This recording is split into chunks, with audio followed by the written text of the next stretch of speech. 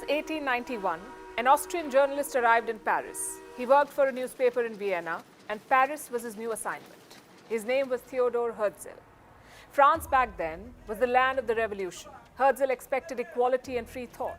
Well, he was in for a surprise, because as it turned out, anti-Semitism was everywhere in France. As a Jew, Herzl knew all about it. In fact, it was a way of life in his homeland. But in post-revolution France, Herzl expected better. And then came a famous military scandal, the Dreyfus Affair. A French captain was accused of selling military secrets to Germany. He too was a Jew. The conviction later turned out to be false. But Herzl had seen enough. There was a massive outpouring of anti-Semitism. Jews were being targeted and abused. This episode made Herzl realize his life's mission.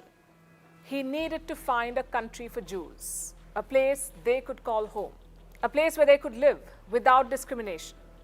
The only question was, where? Herzl settled on the ancient homeland of Jews, Palestine. Thus, he founded a new movement for Jewish statehood, what is often called Zionism. Herzl himself is called the founder of political Zionism, but he died before Israel was created.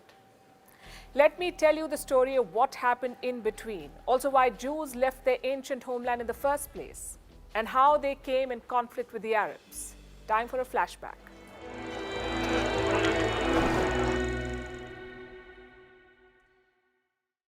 We'll start with a simple question. Who are Jews? Today, we know them as followers of a religion, the religion of Judaism. But Jews never called themselves that. In ancient times, they called themselves Israelites, not Israelis, Israelites. These people originated around 1000 BC. And where did they live? In West Asia, roughly the same place as modern-day Israel. Jews trace their ancestry to three people: Abraham, his son Isaac, and his grandson Jacob. They believe God made a promise to Abraham, the promise of a homeland in present-day Israel. You may have heard Israeli leaders talk about the promised land. Well, this is what they mean, a land promised to them by God. And Jews did live here. Many call it the golden age of ancient Israel. Two kings ruled over the Jews, King David, who founded Jerusalem, and King Solomon, who built the first great temple. Now, the obvious question is this: why did the Jews leave? Because of multiple invasions. First came the Assyrian Empire, then the Babylonians, then the Persian Empire, then the Roman Empire, and finally the Ottomans. Each round of invasion led to Jews leaving their homeland. The peak was probably during the Roman times. Jews had tried to revolt against Rome. The response was a brutal crackdown. Roman generals besieged Jerusalem. They massacred the population and destroyed the Jewish temple. Those who survived fled. Now our story makes a time jump to the 19th and 20th centuries. The Jews have fled their homeland. Only a few thousand remain in West Asia. The rest are now spread across countries and continents. We are talking about a large diaspora. Poland had around 3 million Jews, Russia 2.5 million, Britain 300,000, and Germany 500,000. As anti-Semitism increased there, Zionism emerged, the call for a separate Jewish country. The likes of Theodor Herzl led the call. He decided to organize a World Congress of Zionists. Herzl wanted Munich to host it. But when Jews there rejected it, he settled on Basel in Switzerland. Around 200 Zionists attended this Congress, plus hundreds of onlookers. And they decided on creating a Jewish homeland in Palestine. Just one problem though. Palestine was not just vacant land. It was home to tens of thousands of Arab people. So how would Jews make it their homeland? Well, Herzl and company had a plan. Back then, Palestine was controlled by the Ottoman Empire. So in 1896, Herzl went to Constantinople, that's modern-day Istanbul, and he stayed there for 11 days, but he could not meet the Sultan. Nonetheless, he pushed on. Herzl relayed an offer to the Ottoman Sultan. We will pay our foreign debt. In return, let us colonize Palestine. It was basically an attempt to buy the land. Herzl thought it was a godfather sort of offer, one the Sultan could not refuse. But the Ottoman Sultan did just that. He rejected it. So colonization was a dead end. That's when Zionists turned to Plan B, individual purchases. Jews could buy land from Ottoman landlords in Palestine, one piece of land at a time. This was the first wave of migration. Jews bought the land and began farming. But to the Arab population, one thing was clear. The Jews were not there to assimilate, they were there to rule, because after buying lands, they fired Arab workers and farmers. They also set up their own towns and centers, like Tel Aviv in 1909. And these settlements did not look like Arab ones, they looked out of place. To put it simply, they looked European. Most of this was funded from outside. Jews had done well for themselves in America and Europe, like the Rothschild family, arguably the most powerful European banking dynasty. With their help, Jews bought land in Palestine. Still, it was a trickle. Things would pick up after the British got involved. Remember, this was before the First World War, so Britain was still the superpower. The Zionists asked London for help. The response was not quite as enthusiastic. Britain suggested alternatives to Palestine, like Uganda and Argentina. But the Zionists said no. They wanted their ancient homeland in West Asia. Then came the World War. Suddenly, Britain needed the support of Jews. So in 1917, they offered complete support. The British Foreign Secretary, Arthur James Balfour, wrote a letter to the Rothschild family. He said Jews would have a homeland in Palestine. He said Britain was committed to it, and after the war, they had the chance to do just that. The Ottomans were defeated. Britain was given control of Palestine. By now, Jewish migration had picked up.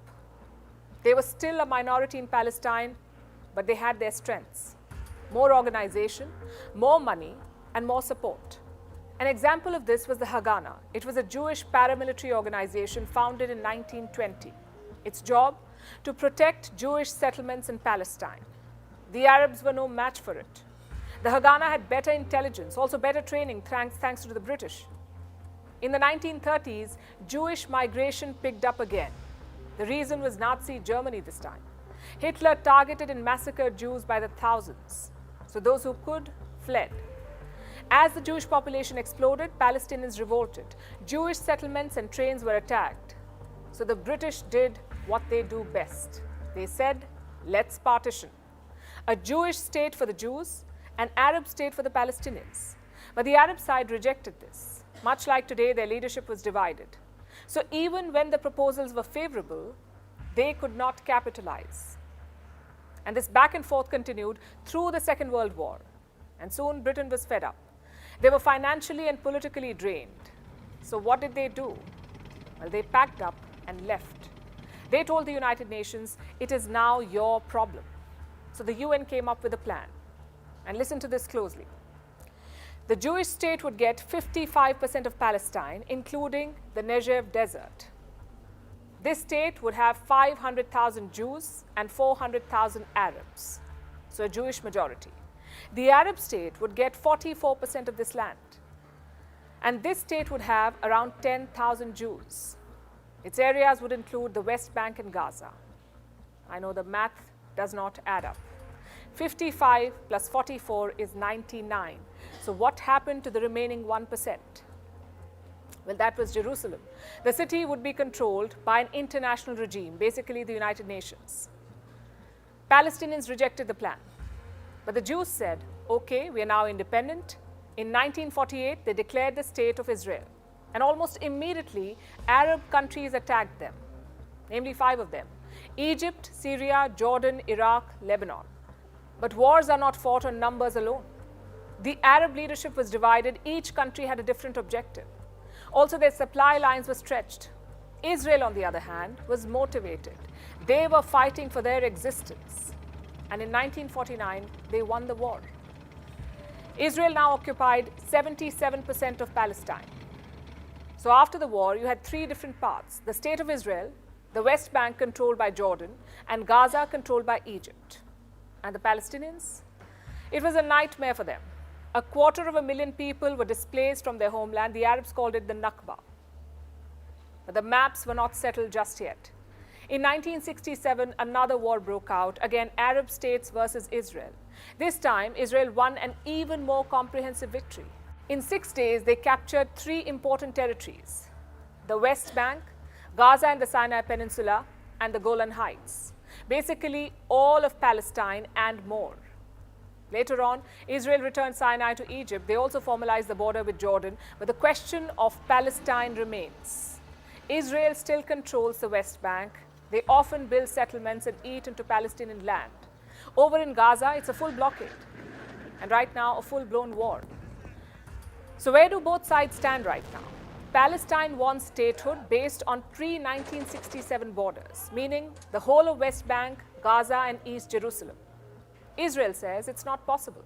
They have built dozens of settlements inside West Bank, so Israel says the demography has changed. Plus, the country is always expanding. Any Jew anywhere in the world can become an Israeli citizen. It's called the Jewish law of return. So resolution looks far away. I know we call this a regional conflict, a West Asian conflict, but it's also an exported one. Europe discriminated against Jews. The Ottomans and Palestinians never did. Europe drove them out, and Europe asked them to stay in Palestine. But when the plan looked tough, they bolted. Classic colonial attitude. It's amply clear that there is no military solution to this problem. The question of Palestine cannot be answered with weapons. It requires politics. The only hope is that moderates on both sides can chart a course. And remember, statehood is not the end. It's just the beginning. Because after that comes neighborhood, the challenge of building friendship between the two states.